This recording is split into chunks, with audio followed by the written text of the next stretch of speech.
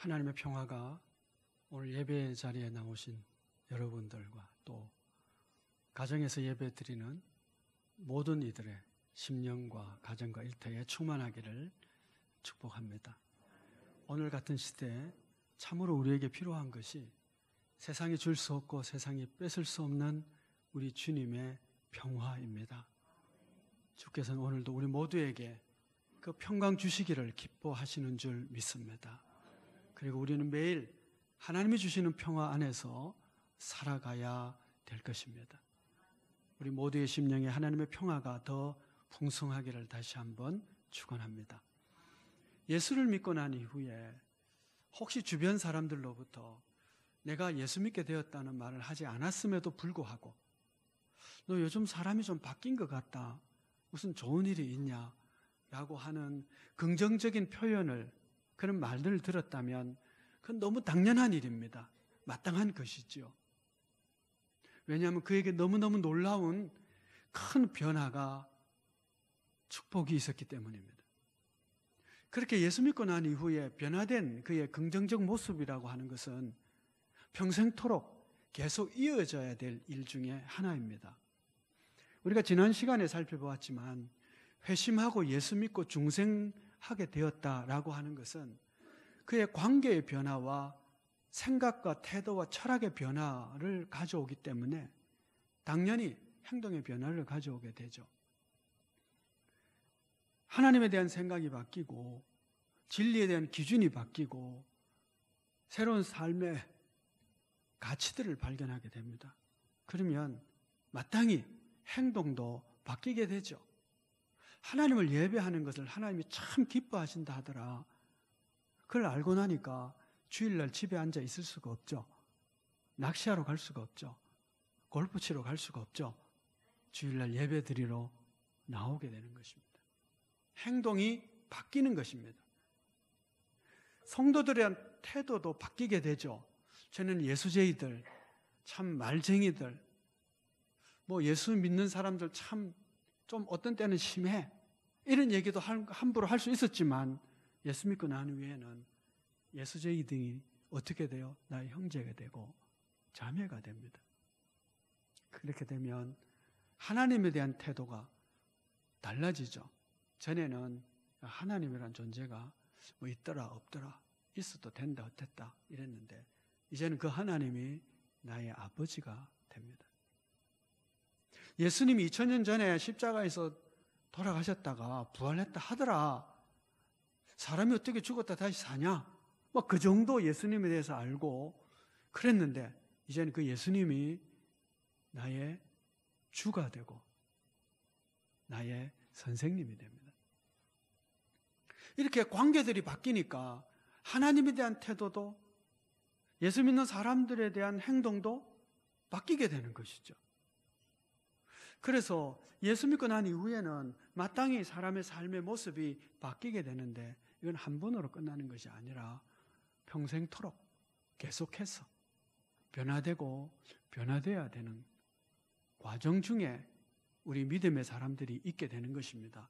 왜냐하면 전에 몰랐던 진리들을 우리가 계속 발견하게 되기 때문에 그렇습니다. 말씀을 공부할수록 하나님을 알게 되고 하나님의 기뻐하시는 바가 무엇인지 알게 되니까 행동이 바뀌게 되죠. 10년 전과 지금이 생각이, 가치관이, 말하는 모습이 똑같다. 그러면 상당히 곤란합니다. 하나님을 발견하고 그의 진리를 알고 계속 변화되어 가는 과정 중에 우리 신앙생활을 하고 있기 때문에 그렇습니다. 오늘 여러분들과 함께 사울이라고 하는 사람이 예수 믿고 난 이후에 그에게 나타난 변화의 모습을 통해서 중생한다는 것은, 회심한다는 것은 나에게 이런 변화들을 가져오는구나 하는 그 변화를 조금 더 살펴보려고 합니다. 17절 말씀을 보시면 이 사울을 찾아간 아나니아가 형제 사울아 그렇게 얘기합니다. 그가 듣고 알고 있기는 이 사울이라는 사람이 교회를 핍박하는 사람이요 지금도 다메섹에 대제사장의 공문을 가지고 예수 믿는 사람을 잡아 끌어가기 위해서 오고 있다. 이미 소문이 다 나 있는 사람입니다. 그가 변화되었다. 그가 회심했다. 어떤 증거도 아직 없는 가운데 하나님께서, 주께서 아나니아에게 그는 나의 택한 그릇이고 나를 위해서 많은 고난을 받을 거다. 너가 가서 그를 위해서 기도해라. 하나님이 그를 택하고 그가 주님을 만났다라는 소식을 주님으로부터 듣고 나자 형제 사울, 핍박자 사울이 아니라 우리 같은 형제라고 받아들입니다. 자, 뿐만 아니라 19절 말씀을 보시면 음식을 먹음에 강건하여 지니라 사울이 다메섹에 있는 제자들과 함께 며칠 있을세. 그가 회심하자마자 힘을 얻고 그러고 나서 누구와 함께 있느냐 하면 제자들과 함께 있었다. 그럽니다. 함께 있는다는 표현을 여기 쓴 이유는 뭔가 목적이 있겠죠. 뭔가 하고 싶은 하나님의 말씀이 있기 때문에 썼겠죠. 함께, 제자들과 함께. 구원받고 난 이후에, 회심하고 난 이후에 그 회심한 자가, 초신자가 반드시 해야 될 아주 참 중요한 그 관계와 태도 중에 하나는 교회 공동체 안에서 형제와 자매를 발견하고 함께 하는 것입니다. 아주 쉽게 표현한다면 내가 예수 믿고 나 혼자 또 신앙생활 잘하면 되지, 이것이 아니라 교회 공동체라고 하는 이런 형제와 자매가 있는, 서로 돌봐주고 이끌어주고 말씀을 가르치고 함께 예배드릴 성도와의 교제와 만남이 반드시 필요하다는 것입니다. 그래서 회심한 사울에게 가장 먼저 나타난 일 중에 하나는 제자들과 함께 한 것입니다. 코로나 시대를 맞이해서 오늘 우리에게 가장 부족하고 불편한 것 중에 하나가 뭐냐 하면 함께 교제하기가 어려워졌다라는 거예요. 주일날 예배드리러 와도 먼 발치에서 얼굴만 보고, 그죠? 그리고 또 빨리빨리 가야 되기 때문에 사회적 거리를 둬야 되기 때문에 친하게 악수도 한번 할 수 없고 서로 얘기하기도 참 어렵고 그렇습니다. 비대면의 시대죠. 그러나 그럼에도 불구하고 우리는 오늘날 다양한 문명의 이 길을 통해서 성도의 교제를 회복할 필요가 있습니다. 성도가 성도 간에 서로 만나서 교제하고 서로 격려하고 지지하고 위로하고 함께 말씀을 배우고 함께 예배드리고,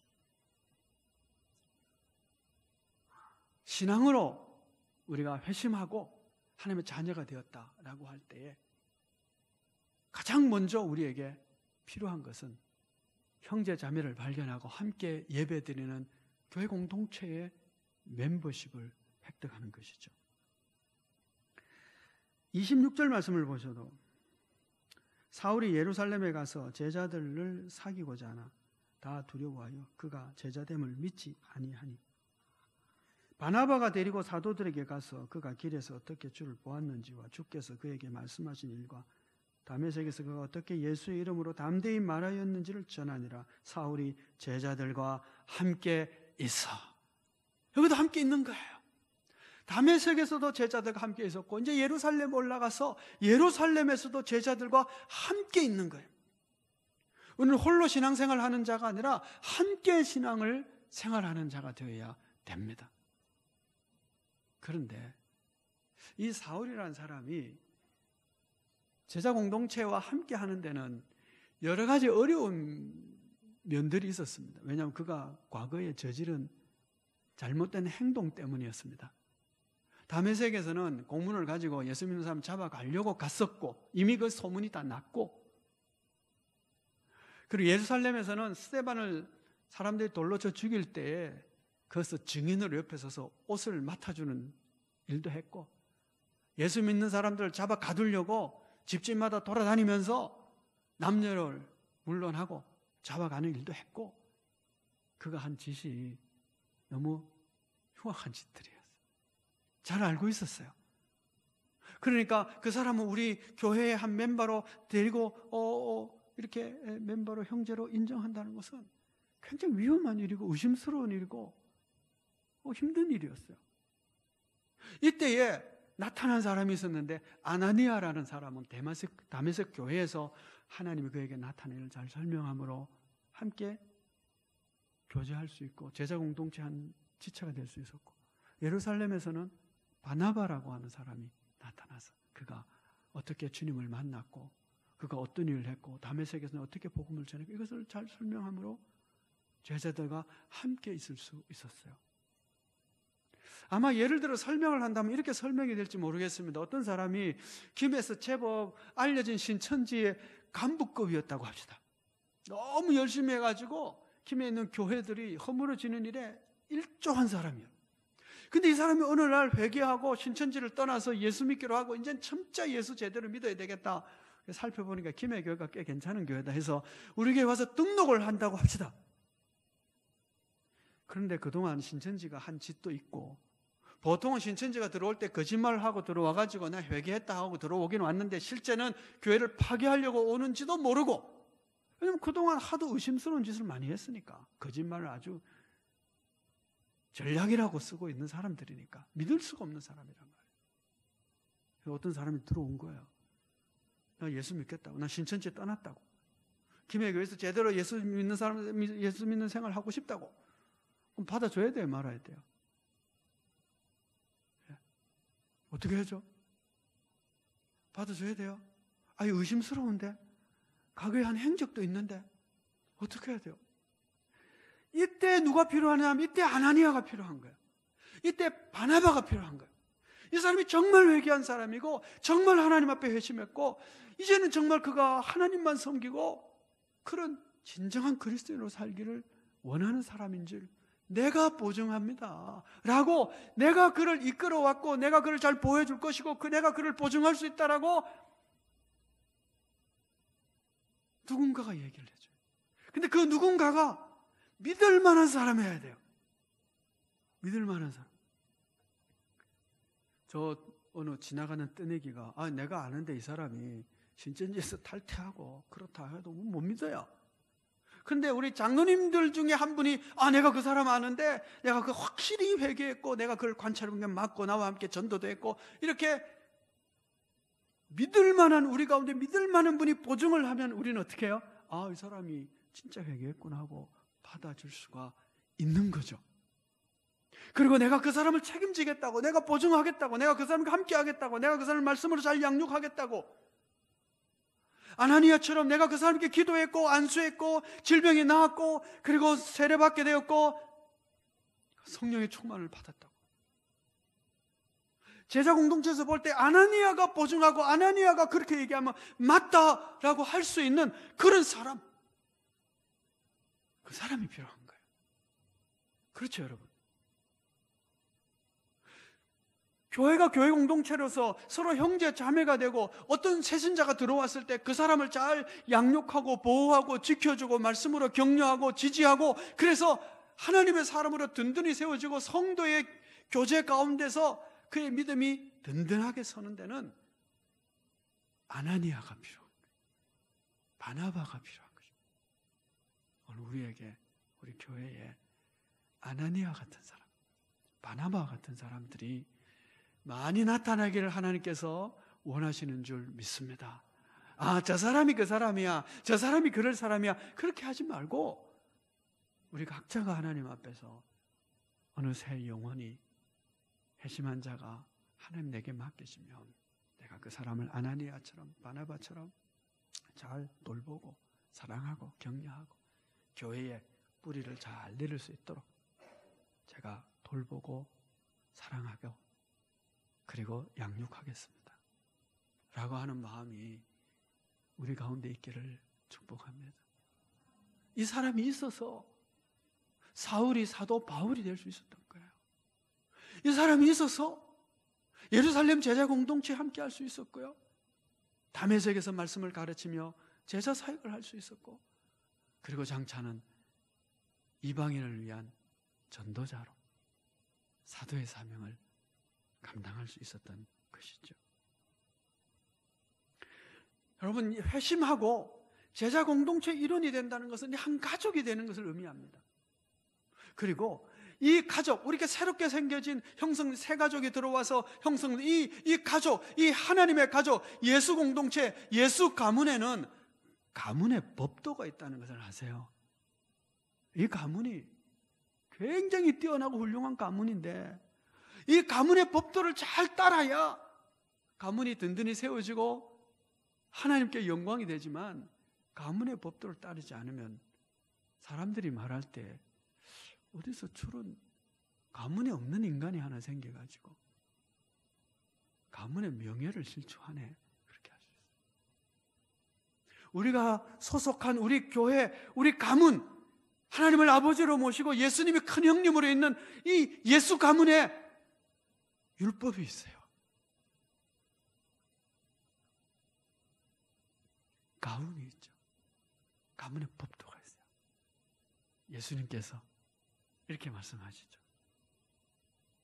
제자들에게 내가 너희를 사랑한 것 같이 너희도 서로 사랑하라.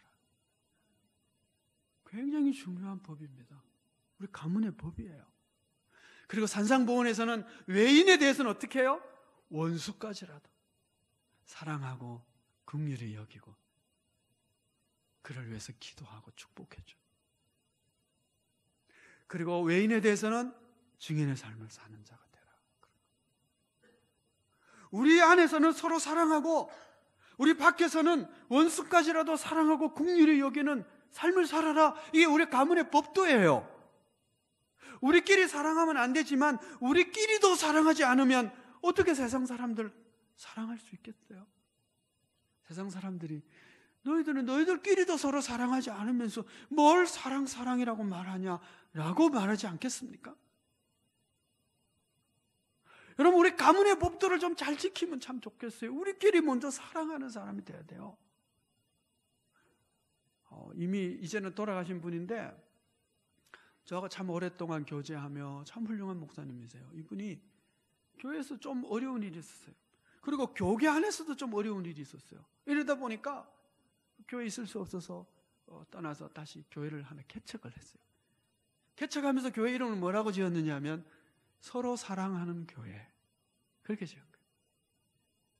교회 안팎에서 여러 가지 힘들다 보니까 이제 개척하면서 우리는 좀 먼저 서로 사랑하는 교회가 되자, 그런 마음이 있었던가 봐요. 우리가 서로 가족 안에서 사랑하지 않으면 어떻게 밖에 가서 뭘 얘기할 수 있겠어요?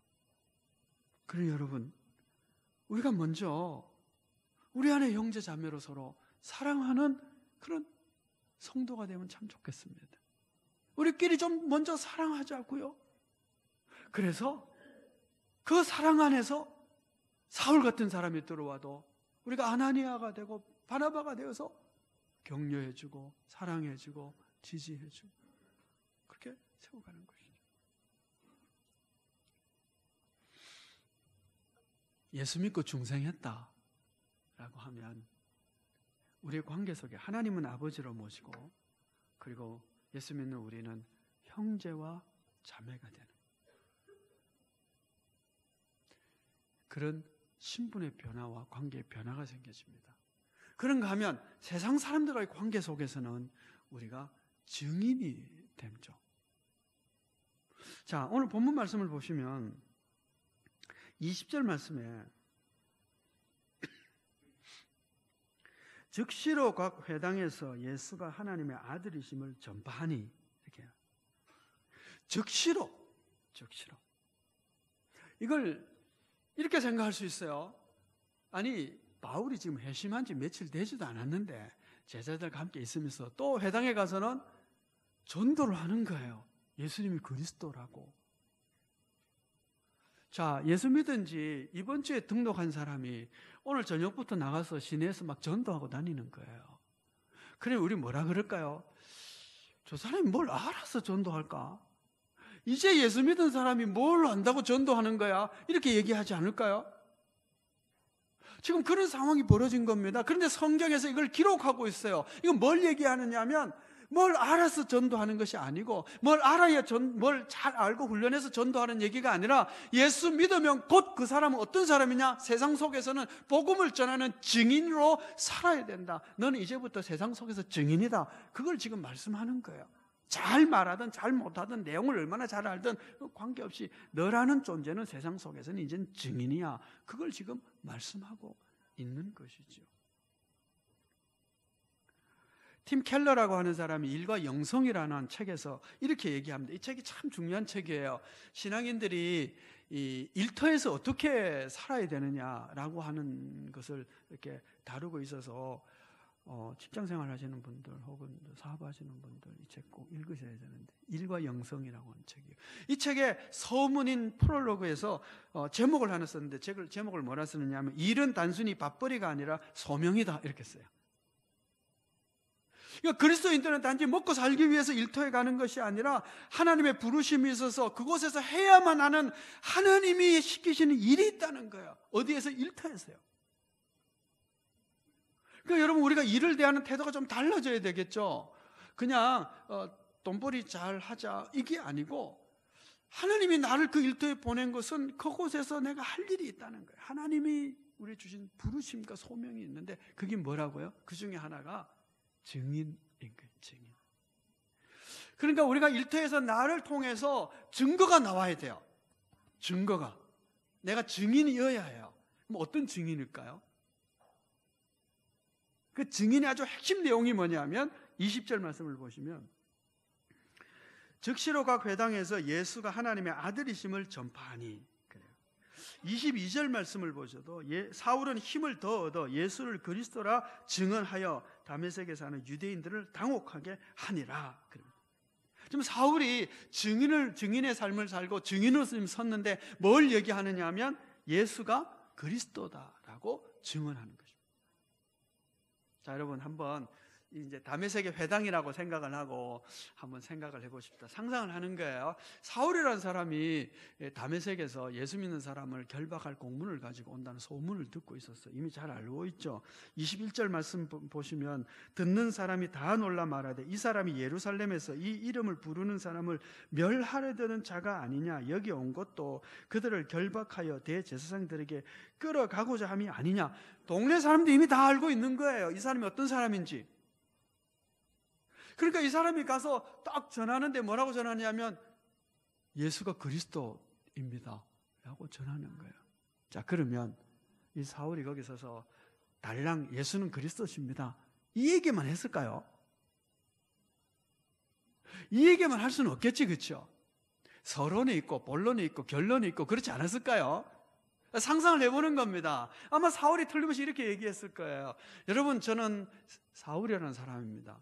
대제사장의 공문을 받아서 예수를 믿는 사람들을 잡아 끌고 가려고 왔습니다. 여러분도 잘 아실 겁니다. 이미 소문 들어 아시죠? 예루살렘에서 저는 이런저런 일도 했습니다. 그리고 저는 아주 유대인 중에 유대인입니다. 율법을 많이 공부했고 젊은 랍비라고 할 수 있습니다. 그런데 제가요, 다메섹에 오다가 빛을 보았고 눈이 멀어버렸습니다. 빛 가운데 소리가 있어서 제가 물었죠. 당신 누구요? 물었더니 나는 네가 핍박하는 예수다. 제가 빛 가운데 예수님 음성을 듣고 예수님을 만났습니다. 그리고 내가 알고 있는 율법들을 다 동원해서 예수님에 대한 들은 소문과 말씀을 확인해 보니 그분은 과연 예수님이 그리스도였습니다. 이렇게 하지 않았을까요? 그러니까 사도 바울이 한 그 설교를 이 누가가 압축을 한 거예요. 쫙 압축을 했더니 뭐가 나와요? 엑기스로 예수는 그리스도다. 이게 남았다는 거죠. 자, 여러분, 이날 말씀을 사울로부터 들은 사람들 가운데에 어떤 사람은 제대로 알아들은 사람, 하나님의 은혜를 입어 제대로 알아들은 사람은 예수님은 그리스도라고 증언하고 있거나 이 엑기스를 딱 알아들었을 겁니다. 근데 그 중에 어떤 사람은 잘 못 알아들으면 사울이라는 사람이 오다가 빛을 보고 눈이 멀었는데 아나니아가 안수해서 나왔다 가더라. 이것만 달랑 듣는 거예요. 그럼 핵심을 놓쳐버린 거죠. 근데 어떤 사람한테 이것만 듣는 사람이 있다니까요. 부흥회를 해요. 그래서 부흥회에서 은혜를 받아요. 그 말씀의 핵심은 예수는 그리스도시다 이걸 것이고, 그 예수를 통해서 우리가 은혜를 받고 내가 용서를 받고 십자가의 그리고 부활을 얘기하고 우리가 그 소망 가운데 살아가는, 그리고 세상 속에서 사랑으로 살아가는 믿음의 사람이 되어야 됩니다. 뭐 이런 걸 감동을 받아야 되는데,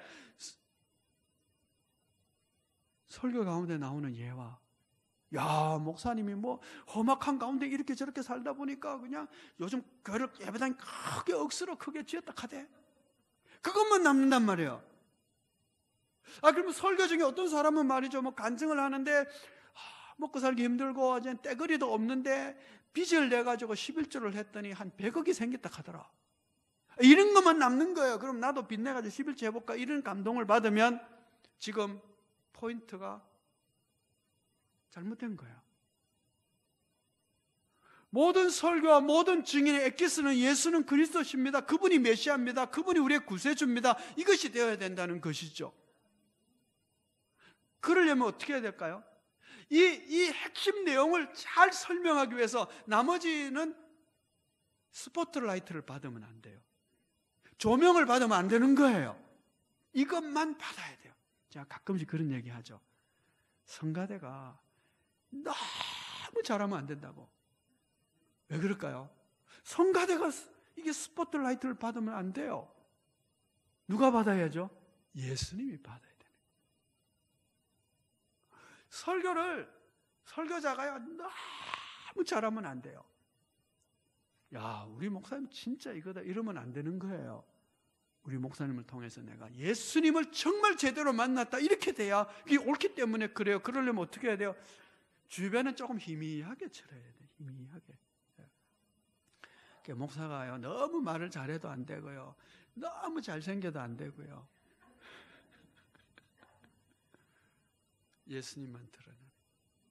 그렇다면 여러분, 내가 일터에서 증인으로 살아야 되고 예수 믿지 않는 사람과 내가 증인해야 되는데, 과연 내 말이, 내 행동이 예수님은 그리스도십니다, 이것이 흘러가고 증거되어지고 있느냐라고 하는 거죠. 세상 사람들이 나를 볼 때, 일터에서 나를 볼 때 저 사람은 정말 스마트한 사람이야, 너 일을 너무 잘해, 저 사람은 맺고 끊는 것이 확실한 사람이야, 저 사람이 일 맡기면 너무너무 훌륭하고 잘해내, 이것까지는 괜찮아요. 그런데 저 사람은 예수 믿는 사람이기 때문에 역시 참 달라, 이 얘기가 나오지 않으면 앞에 게는 의미가 없어져 버린다는 얘기예요. 증인은 예수 그리스도의 증인이거든요. 우리 삶 속에 예수님이 핵심 포인트로 탁 밝혀지는 그런 증인의 삶이 우리에게 되어지기를 원합니다. 그렇게 살기가 참 쉽지 않아요. 그래서 22절 말씀 보시면 사울은 힘을 더 얻어 그럽니다. 힘을 더 얻어. 우리는 힘을 더 얻을 필요가 있습니다. 힘은 어디서부터 얻는 걸까요? 칭찬은 고래도 춤추게 한다 그러는데 막 칭찬하면 힘을 얻겠지, 그렇죠? 오늘 본문 말씀을 보시면 22절에 사울은 힘을 더 얻어 그랬어요.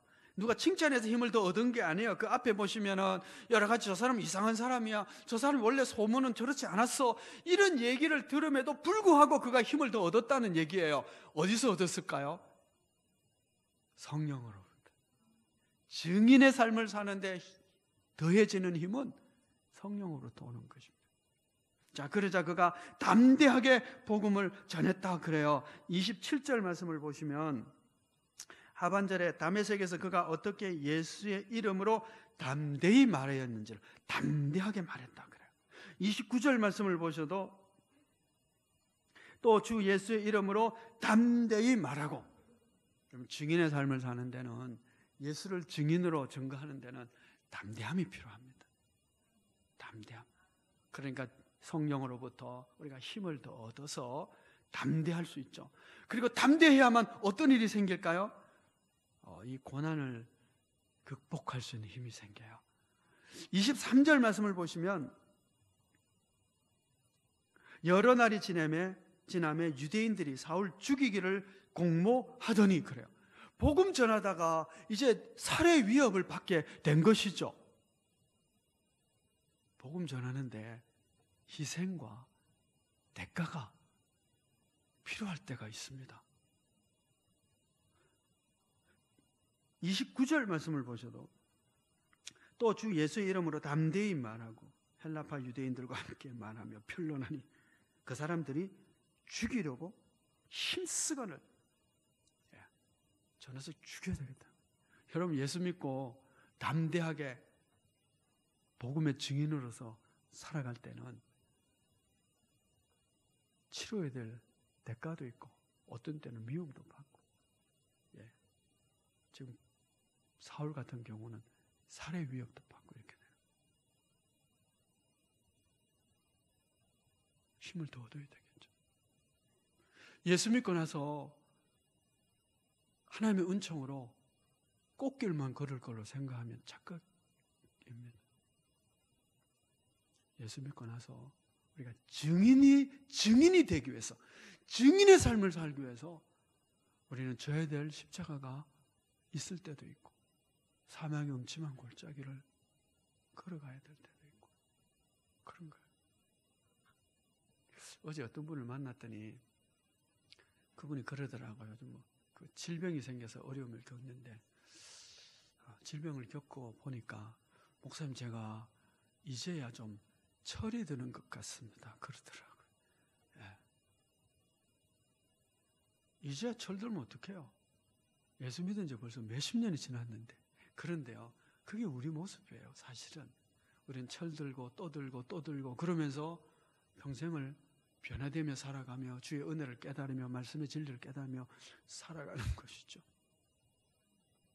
그럴 때 우리가 세상 속에서 증인으로서의 우리의 삶도 감당하게 되고 어려움도 극복하게 되고 시련도 이기게 되는 것이죠. 여러분, 담대함이 우리에게 필요해요. 성령의 힘도 필요해요. 그렇기 때문에 세상에서 증인으로 살려면 여러 가지 힘들고 어려운 일을 겪는데 우리 안에는 어떻게 될까요? 우리는 서로 좀 격려하고 사랑하고 지지해주고 그래야 되는 거예요. 교회 안에 들어와서는 서로 교제하며 위로받고 힘을 얻고 서로 사랑하고 밖에 나가서는 고난을 겪을 수 있고 담대함으로 복음을 전하고 시련도 이길 수 있는 그런 증인의 삶을 살아가는 것이죠. 아주 유명한 시인데요, 심순덕이라고 하는 사람이, 참 이름도 촌스러워, 그죠? 심순덕이라고 하는 사람이 있어요. 엄마는 그래도 되는 줄 알았습니다 라고 하는 시가 있어요.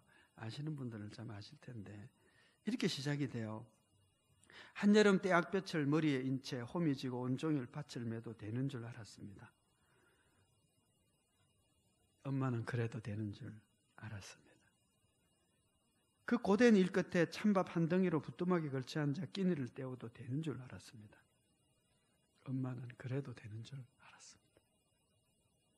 쭉 나가요. 굉장히 길어요. 이거 다 읽으면 여러분 다 울 것 같아요. 마지막에 이렇게 돼요. 내가 엄마가 되고 비로소 엄마는 그러면 안 되는 것인 줄 알았습니다. 여러분, 그래도 된다고 생각하고 행동했던 것 중에 그래서는 안 되는 것들이 참 많이 있어요. 그래도 된다고 생각하는 것 중에 성도는 그래서 안 되는 일들이 참 많아요. 우리 중에 한 사람이 걸어가다가 돌뿌리에 채여서 넘어졌어요. 아이고, 사람이 칠칠 맞게 어떻게 그것도 못 보고 돌뿌리 건너서 넘어지냐. 이래도 되는 줄 알았어요. 근데 우린 그러면 안 되는 거예요. 우리는 그렇잖아요. 세상 속에서 나는 예수 믿는 사람이라고 안 드러내고 증인을 안 살아도 되는 줄 알아요. 근데 우리는 그러면 안 되는 거잖아요. 어떤 사람이 찬양하다가 앞에 나와서 찬양이 너무 감사해요. 너무 고마운데 찬양하다가 삑소리 날 수도 있잖아요. 그러면 아이고, 넌 저래가지고 뭐 찬양한다고 차라리 말지라고 말해도 되는 줄 알아요. 근데 우리는 그러면 안 되는 거잖아요.